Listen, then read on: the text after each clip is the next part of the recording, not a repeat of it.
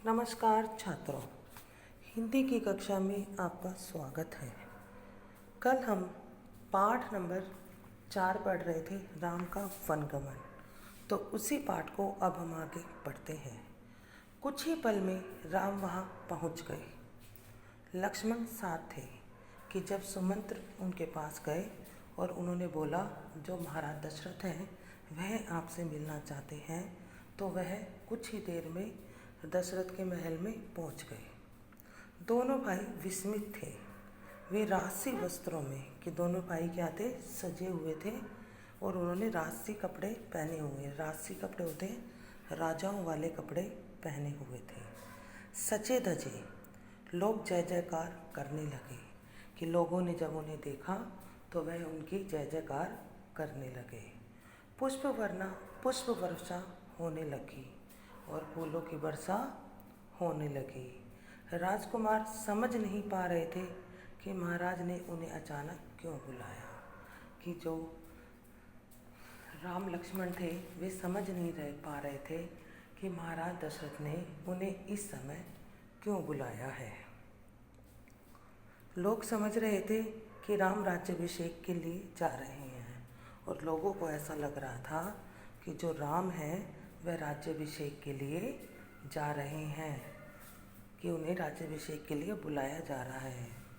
महल में पहुंचकर राम ने पिता को प्रणाम किया। कि जब वो महल में पहुंचे तो उन्होंने सबसे पहले जाकर महाराज दशरथ को प्रणाम किया, फिर माता कैकेयी को और फिर अपनी माँ कैकेयी को उन्होंने प्रणाम किया।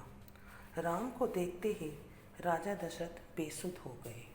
कि जैसे ही उन्होंने राम को देखा तो वो बेसुध हो गए। बेसुध का मतलब उन्हें पता ही नहीं चला कि वह क्या कर रहे हैं, कि उन्हें कुछ होश ही नहीं रहा।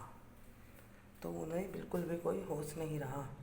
उनके मुंह से एक हल्की सी आवाज़ निकली, राम। उन्हें होश आया तब भी वे कुछ बोल नहीं सके। कि जब उन्हें होश आया तब भी वे कुछ बोल नहीं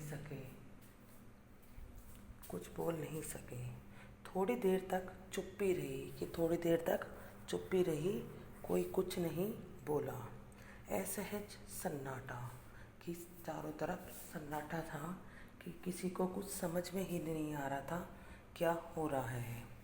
कोई कुछ नहीं बोला तो राम ने पिता से पूछा, क्या मुझसे कोई अपराध हुआ है? कोई कुछ बोलता क्यों नहीं?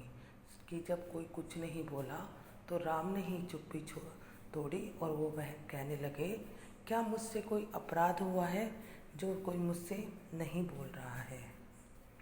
मुझसे कोई कुछ बोलता क्यों नहीं? आप ही बताइए माते।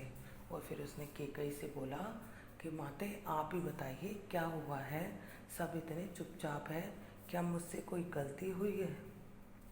तो वे इस तरह कहने लगे। राम, महाराज दशरथ ने मुझे एक बार 2 वरदान दिए थे। कि फिर कैकेयी बोली कि महाराज दशरथ ने मुझे एक बार 2 वरदान दिए थे। मैंने कल रात वही दोनों वर मांगे जिससे वे पीछे हट रहे हैं। और वह कहने लगी, मैंने कल रात वे ही 2 वर इनसे मांग लिए और जिन्हें देने से वह क्या हो रहे हैं, पीछे हट रहे हैं। वह शास्त्र सम्मत नहीं है। कि वह शास्त्र सम्मत नहीं है, कि वह शास्त्रों मतलब जो पुस्तकों में भी ऐसा नहीं है कि अगर किसी को वचन दे दो तो उससे पीछे हट जाओ। रघुकुल की नीति के विरुद्ध है। और यह रघुकुल की नीति के भी विरुद्ध है, क्योंकि रघुकुल की रीति है कि प्राण चले जाए लेकिन अपने वचन को हमें निभाना है। तो कैकेयी इस तरह से बोली। कैकेयी ने बोलना जारी रखा और कैकेयी बोलती जा रही थी। तो फिर उसने बोला, मैं चाहती हूँ कि राज्याभिषेक भरत का हो और तुम 14 वर्ष वन में रहो। और वो कहने लगी कि मैं चाहती हूँ। फिर वह उसने अपने 2 वरदानों के बारे में बताया और बोली कि मैं चाहती हूँ जो राज्याभिषेक है वह भरत का हो और तुम 14 वर्ष के लिए वनवास में चले जाओ। महाराज यही बात तुमसे नहीं कह पा रहे हैं। और जो महाराज दशरथ है यही बात है जो वह तुमसे कह नहीं पा रहे हैं। राम संयत रहे। संयत मतलब वो चुप रहे। उनके ऊपर ऐसा कुछ नहीं हुआ कि वह रोने लगे या उन्होंने कुछ कहा हो। उन्होंने दृढ़ता से कहा, पिता का वचन अवश्य पूरा होगा। और उन्होंने दृढ़तापूर्वक कहा कि पिता ने जो वचन दिया है वह अवश्य पूरा होगा। भरत को राजगद्दी दी जाए, कि भरत को राजगद्दी दी जाए, कि भरत को राजा बना दिया जाए। मैं आज ही वन चला जाऊंगा और मैं आज ही वन जाने के लिए तैयार हूँ। राम की शांत और सदी हुई वाणी सुनकर कैकेयी के चेहरे पर प्रसन्नता छा गई, कि जब उसने राम की वाणी सुनी, आवाज़ सुनी कि वह पूरे दृढ़ है वन जाने के लिए, उन्होंने कोई आनाकानी नहीं की है, तो कैकेयी जो थी वह बहुत खुश हो गई, कि प्रसन्नता उसके चेहरे पर छा गई। उसकी मनोकामना पूर्ण हुई, कि उसकी मनोकामना की जो चाहती थी वह पूरी हो गई। राजा दशरथ चुपचाप सब कुछ देख रहे थे, और जो राजा दशरथ थे वह क्या कर रहे थे, वह चुपचाप यह सब कुछ देख रहे थे, लेकिन कुछ चुपचाप देख रहे थे। संबंधहीन मतलब बिना किसी हलचल के, मतलब वो बिल्कुल चुपचाप यह सब कुछ देख रहे थे। कैकेयी की ओर देखते हुए उनके मुंह से बस एक शब्द निकला, धिक्कार।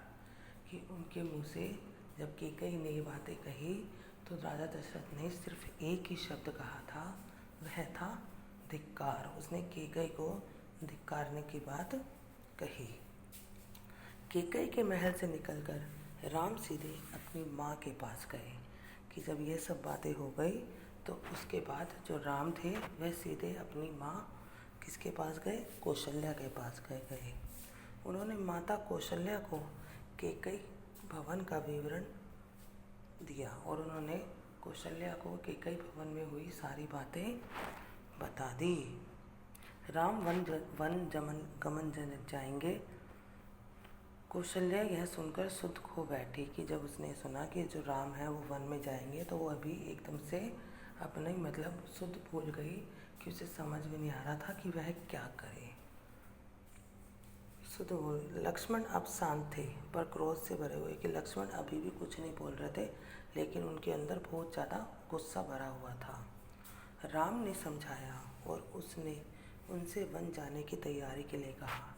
राम ने लक्ष्मण को समझाया कि गुस्सा नहीं, कि कोई बात नहीं है, और उन्होंने कहा कि वन में जाने की तैयारी करो। कौशल्या का मन था कि राम को रोक ले। कौशल्या चाहती थी कि राम वन में ना जाए, वन न जाने दे, राजगद्दी छोड़ दे, कि चाहे वह राजगद्दी पर ना बैठे, राजा ना बने, लेकिन वह वन में ना जाए, पर वह अयोध्या में रहे। उन्होंने कहा, पुत्र, राजाज्ञा अनुचित है, कि जो राजाज्ञा की जो राजा ने तुम्हें आज्ञा दी है, अनुचित मतलब वह गलत है, कि जो राजा आज्ञा है वह अनुचित है, गलत है, उसे मानने की आवश्यकता नहीं, कि उसे मानने की तुम्हें कोई आवश्यकता नहीं है। राम ने उन्हें नम्रता से उत्तर दिया, यह राजाज्ञा नहीं, पिता की आज्ञा है। कि जब इसके कई ने बोला कि तुम्हें उसे मानने की आवश्यकता नहीं, तो फिर उसने बोला, राम बोलने लगे कि माते, यह राज आज्ञा नहीं है, यह पिता की आज्ञा है, पिता की आज्ञा है। उनकी आज्ञा का उल्लंघन मेरी शक्ति से परे है, कि उनकी आज्ञा का मैं उल्लंघन करूं, यह मेरी शक्ति से बहुत दूर है। आप मुझे आशीर्वाद दें कि आप मुझे वन में जाने की आज्ञा दें। तो इस तरह से जो है, इसमें जो राम है वह वन में जाने की बात कौशल्या को कह रहे हैं, कि वह वन में जा रहे हैं। जो वो है लक्ष्मण है, वह बहुत गुस्से से भरे हुए हैं, लेकिन राम उन्हें समझाते हैं कि गुस्से की कोई बात नहीं है, तुम वन में जाने की तैयारी करो। और यह जब कैकेयी अपने 2 वरदान मांगती कहती है, राम को बताती है, तो जो दशरथ होते हैं वह कुछ नहीं बोलते, बस उनके मुंह से कैकेयी के लिए एक ही शब्द निकलता है, वह होता है धिक्कार। तो इस पार्ट में